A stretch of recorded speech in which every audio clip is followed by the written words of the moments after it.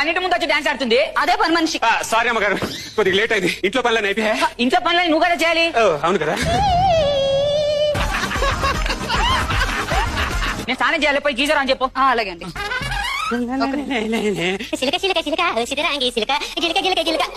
అయ్యగారు మీరు లోపలికి వెళ్ళండి. ఎందుకు? నేను హాల్లో పని చేసినప్పుడు మీరు బెడ్రూమ్ లో ఉండాలి, నేను బెడ్రూమ్ లో పని చేసినప్పుడు మీరు హాల్లో ఉండాలి. అదే ఎందుకని అడుగుతున్నా. మేము ముందు వంగి వంగి పని చేస్తుంటే మీరు వెనుక నుంచి తొంగి తొంగి చూస్తారు.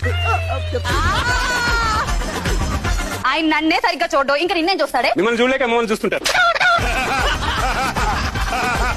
లోపలికి వెళ్తాను, పని చేస్తా, లేకపోతే చేయను. కొంచెం మీరు లోపలికి వెళ్ళండి. నీ అమ్మ బర్రె ముఖం దాన్ని దొంగి దొంగి పని చేస్తుంటే నేను తొంగి తొంగి చూస్తాను. ఇదేంటి ఇలా ఉంది? అరే నేను లోపలికి వెళ్ళిపోయింది కదా, బయటకి కూర్చో.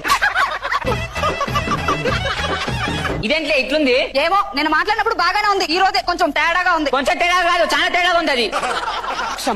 ఏం పనులమ్మా, మా ఇద్దరు పనులు.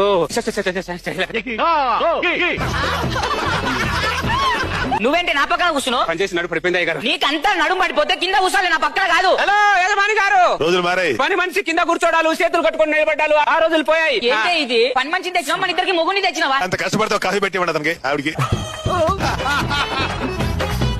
తీసి పడేసేది దీన్ని అవసరం లేదు ఇది. హలో యజమాని, సంవత్సరం లోపు నన్ను తీసేస్తే నష్టపరిహారం కింద 10 లక్షలు ఇవ్వాలని అగ్రిమెంట్ పేపర్ రాసుకున్నా.